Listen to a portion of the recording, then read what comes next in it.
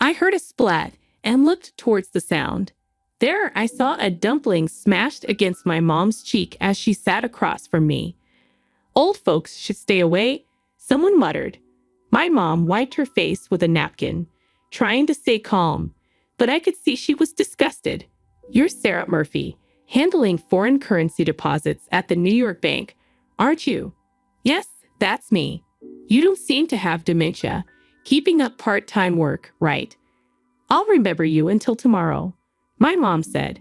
Then she quietly stood up and walked away quickly. I followed her. My name is Jessica Jones. I'm 29 years old and work in an office. Since graduating from college, I dedicated myself to my job and didn't date much. But a few months ago, I got a boyfriend named Charlie. He's the same age as me and works as a banker. A colleague introduced us. Charlie is nice, gentle, and polite to everyone, which made me feel comfortable with him. I secretly thought I'd like to marry someone like him, but I felt it was too early to introduce him to my mom. I'm Charlie. I've been dating Jessica for 3 months now. Nice to meet you. Thank you for your polite greeting. You're a good man. Too good for my daughter. My mom smiled as she watched Charlie's polite greeting and his trembling hands presenting a gift. Jessica is really kind and hardworking. I'm the one who's undeserving. Is that so? She used to be such a klutz, a tomboy with short hair when she was little. Oh, right. Would you like to see her album? Really? I would love to see it. Wait a moment, Mom. My mom welcomed Charlie, and the three of us had a delightful dinner that day. After that, Charlie and I often visited my mom's house together. My dad passed away when I was little, and my mom raised me as a single parent. Your happiness is my happiness, Jessica. Thank you for introducing Charlie to me, she would say, genuinely happy for my well-being. Seeing her happy face made me happy too. However, taking Charlie to see my mom too often made me worry it might seem like I was pressuring him into marriage. I was considering marriage with Charlie, but I wasn't sure how he felt about it. When I visited Mom alone one time, Charlie said, "If you were going to your mom's, you should have told me." I was worried about her since she was feeling a bit under the weather last time, and I wanted to see her face. Plus, I wanted to talk about the movie she recommended. It turned out Charlie and my mom were getting along better than I thought. Given my mom's calm and gentle nature, they probably just clicked well. With work going smoothly and good relationships with my lover and family, I began to wonder if my life was going too well. 6 months into our relationship, Charlie said, "Jessica, for Mother's Day next month, shall we go out to eat, just the three of us? There's a place I want to take you both. If you have plans just for the family, we can go another time." Really? I love the idea. Charlie knew my mom would be thrilled, so we decided to go out for dinner on Mother's Day. I thought about inviting my sister, but she was married and had little children, so we settled on just the three of us. Oh, I recognize this place. I love the Chinese food here, my mom exclaimed. Really? You knew about this restaurant? I asked. Sure. I used to come here often. But Charlie, you really know my taste. Finding a place I like. Charlie blushed at the compliment. Having never been to this restaurant, I followed Charlie and my mom's lead. The restaurant was adorned with chandeliers and large lanterns, showcasing luxurious decorations. A waiter stood tall next to a large swivel table. I realized this was a high-end Chinese restaurant. Then please bring us the special course I ordered, Charlie said calmly to the waiter, watched by my mom with a beaming smile. I was probably the only one feeling nervous in this situation. As we tucked into the dishes being laid out one after another, the pleasant aroma of dumplings filled the air. Then from behind me, a high-pitched woman's voice rang out. Right? What are you doing here? You are Sarah. Charlie's face turned pale in an instant. I turned around to see a smirking woman standing with her arms crossed. So you left our bank and had the nerve to come here. You must have settled for a small regional bank. Huh? Can you even afford this? She sneered. Charlie stopped his chopsticks and looked down slightly. That's none of your concern, Sarah. Besides, we are in the middle of a precious dinner, so please stop. His voice trembled slightly. My apologies for interrupting your precious dinner, Sarah said, scrutinizing my mom and me with a lingering look. I met her gaze. Excuse me, may I ask who you are? I said. Sarah laughed again. I'm Sarah Murphy, a former supervisor of Charlie at New York Bank. She seemed to take pride in her association with her workplace. Oh, New York Bank, as in the major one. My mom looked at Sarah with surprise, which was understandable since New York Bank is one of the biggest banks. Working there implied a high level of prestige. As we were struck dumb, Sarah let out a derisive laugh. Look at you, amazed just because I work at New York Bank. How low have you fallen to dying with such a poor family?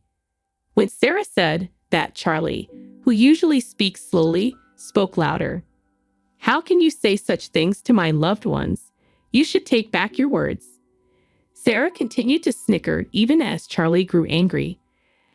I tried to calm Charlie down for the moment. It was the first time I heard of Charlie working at New York Bank, but I knew he had changed jobs due to harassment from a superior at his previous bank. He had been pursued by a married woman who was his mentor at the bank where he first worked. When Charlie firmly rejected her advances, she started to blame him for her mistakes and even deliberately lost documents he was responsible for, subjecting him to severe bullying. Eventually, Charlie couldn't endure the harassment and resigned. This is the woman who was Charlie's mentor, I thought. So you're the one who drove Charlie to resign. What are you talking about? I just honestly reported to the boss that Charlie couldn't do his job.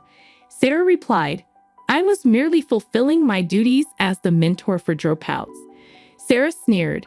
You were just his new employee mentor, but you were very close to him. I countered. My words made Sarah pause. She realized Charlie had told me everything. Then she blinked and furrowed her brow. Who are you talking to? I'm a different class of person from you people. How are we different in class? I asked. We are entirely different, she said. An elite like me, working in the foreign currency deposit department of a major bank, versus a man who has dropped out of the elite and works hard all his life for little pay, a woman working for some dirty small to medium enterprise, and an old hag who works part-time. And not someone you can casually chat with. Sarah's harsh words made my jaw clench and my teeth grind. She looked at us and laughed heartily. I feel sick sharing a meal in the same place as you. I'll forgive Charlie for old time's sake, but can this low-class family leave now?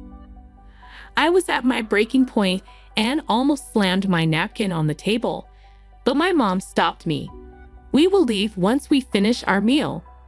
Please go back to your seat without minding us. Your food will get cold. Looking at her table, I noticed only one set of dishes laid out.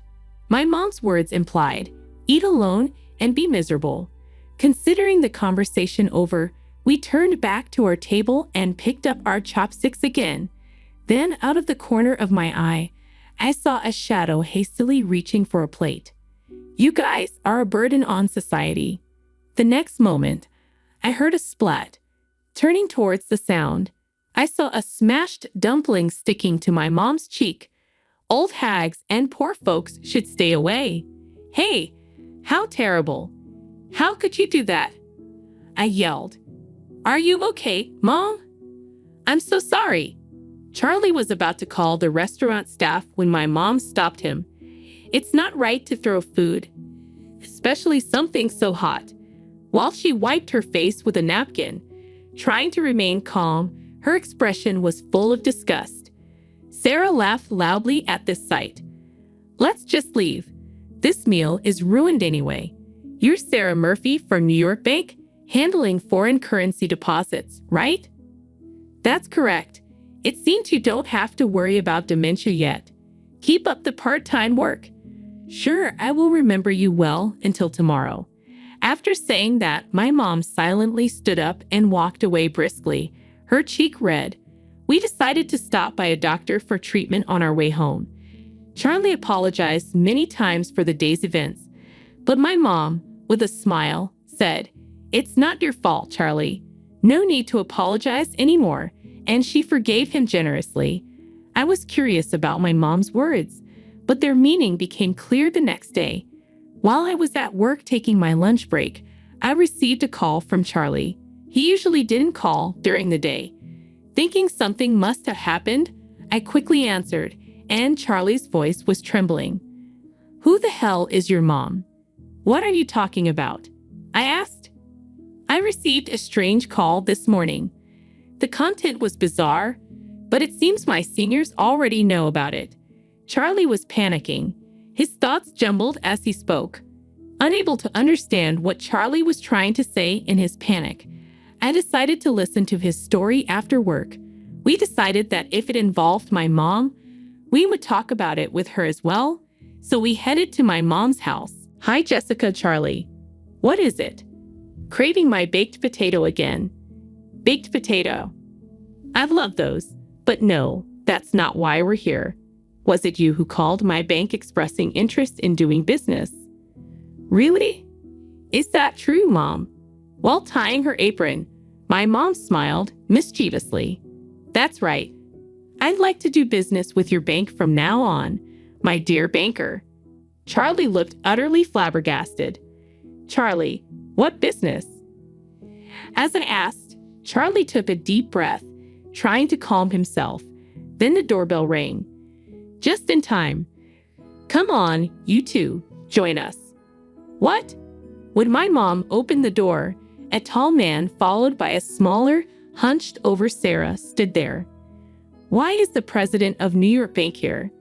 The man, sweating and offering a luxurious gift, appeared to be the president of New York Bank. "We are here because of the sudden account closure." "What has happened?" "I have decided never to do business with your bank again," my mom stated with an unusually sharp tone, uncharacteristic of her usual gentle demeanor. The president was in a panic, his shirt collar soaked with sweat. My eyes met Sarah's, but she quickly turned away. "Please let us know if there is anything we can do. However, we earnestly request you to reconsider the cancellation of the $150 million deposit," the bank president pleaded. "So the phone call I received this morning wasn't a lie," Charlie murmured, eyes widening in realization. "You were the ones who refused, right, Sarah Murphy? You said our classes as people are different, that you feel sick being in the same space as someone lower class like me, right? Then you wouldn't want to hold on to my money either." "That's not what I meant." Sarah struggled for words, her eyes darting around. The bank president turned sharply towards her. "Did you say that? Do you not know who this woman is? She is Carol Jones, one of the top 3 investors in the USA. A legendary figure indeed." My mom was a well-known legendary investor with a net worth of several $billion who had entrusted $150 million to New York Bank for management. However, due to the incident with Sarah, she decided to cancel this deposit. Realizing the gravity of her actions, Sarah trembled. "What are you doing? Apologize to her," the president demanded. "I am truly sorry," Sarah said, her voice shaking. My mom watched them apologize with quiet disdain. "No, I will not forgive you. As I have already decided and mentioned on the phone, please transfer my deposit to the designated bank by the end of this month." "I am so sorry. Please, I beg you to reconsider. I didn't know who you were and was rude, but such an incident will never happen again. If you judge people by their appearance and act so rudely towards them, then I can't trust you," my mom replied sharply. Sarah swallowed hard at my mom's words, collapsing to her knees. "Please, I'm really sorry." I was astonished to see two adults, Sarah and the president in suits, apologizing profusely to my mom. However, my mom did not nod in agreement. Sarah, realizing she was not forgiven, looked up and then made eye contact with me and Charlie. She crawled over. "What are you doing?" I asked. "Jessica, Charlie, I'm so sorry. Please forgive my rudeness." Sarah continued to apologize loudly, dripping with sweat. Then she gave a creepy smile and started talking to us. I never thought Charlie would be dating such a high-class daughter. Humor something. Birds of a feather flock together. Charlie's brows furrowed naturally upon hearing Sarah's words. The president then asked, "Excuse me, do Charlie and Sarah know each other?" Sarah visibly paled at the president's question. Charlie clenched his fists tightly and took a deep breath. "Yes, I used to work at New York Bank a few years ago. Sarah here was my new employee mentor. Is that so? Well, if you're interested, would you consider working at New York Bank again? We can certainly offer you a very good position," the president suggested to Charlie with a smile. After a brief silence, Charlie looked straight at the president and said, "No, thank you. I don't want to be one of the mentors forced into affairs, and I will never return to New York Bank, where it is common for junior employees to take responsibility for their boss's mistakes." Forced into affairs, taking the fall for mistakes. "Sarah, can you explain this?" The president's face turned red as Sarah turned deathly pale. "Well, that's," she stammered. "Do you realize what would happen to our bank if this comes to light?" The president's concern wasn't just about the bank. His anger was different from that of a boss scolding his employee. It was a look of contempt and sadness directed at Sarah. "Excuse me if I'm mistaken, but could it be that you, the president, also have something with Sarah?" I asked. The president looked down quietly, and then drops of water, different from sweat, fell to the floor. "You said I was the one you were meant to be with. We are both married, but it was just that we met too late." Could it really be? I was speechless at the shocking turn of events. While we were taken aback, the president confronted Sarah, who had been having affairs at work despite being married. Moreover, she was using these affairs not just as flings, but to continue her relationship with her boss to advance her career. Sarah just hung her head in shame. The president was devastated by the shock of learning the truth. I felt a rush of anger. "You sure looked down on us, didn't you? Well, I have a prestigious education and landed a job at New York Bank, and you think engaging in such despicable acts makes you elite? I just wanted to climb the career ladder," Sarah mumbled. Sarah's eyes darted around, searching for an excuse. "You just admitted that you're incompetent and can't do your job," I said. "Wow, you judged us solely by our appearance, calling us poor. But no matter how excellent your education or career might be, what you've done is morally bankrupt. Now you will face the consequences." After a moment of silence, my mom chuckled and clapped her hands loudly once. "That's the end of that. Don't come to my house anymore and don't contact me unless it's to arrange the payment. Now, if you understand, please leave." The president walked away listlessly, followed by Sarah.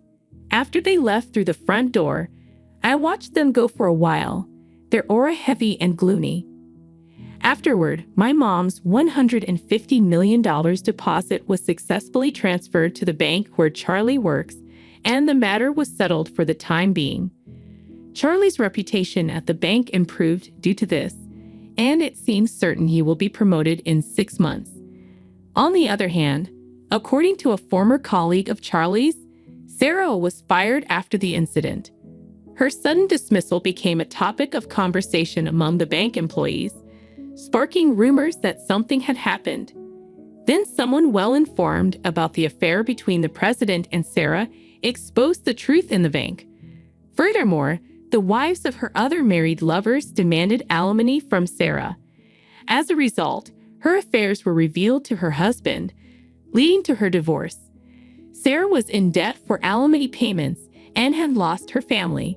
She confessed her affair with the president to the president's wife herself, saying, "It's not fair that I'm the only one who's unhappy." The wife calmly dealt with the confession and demanded alimony from Sarah. After this backfired and accumulated more debt, no one has seen Sarah since. 3 months have passed since then. This Chinese food is always so delicious, but it would have been nice to make up for Mother's Day after all. Paul, Charlie, and Jessica weren't at fault, but we couldn't finish the meal that time. "Right, this is my way of making it up too," I said. We returned to the high-end Chinese restaurant to make up for that day, the three of us dining together again. We just hoped for more peaceful days like these. By the way, Charlie, even if you and Jessica break up, I have no intention of changing the person in charge of my deposit. I dislike relationships where love isn't judged fairly. Hey, Mom, what are you talking about? We're not held together by convenience. If we break up, it'll be clean and clear, right? Charlie's face turned red, even though he hadn't drunk any alcohol. I vow this. Unless Jessica dislikes me, we won't separate. Right, Charlie, you are passionate just like Jessica's dad when he was young. As I listened to this conversation, I looked in the mirror decorating the restaurant and saw my face had turned the same color as Charlie's, even though I hadn't drunk any alcohol.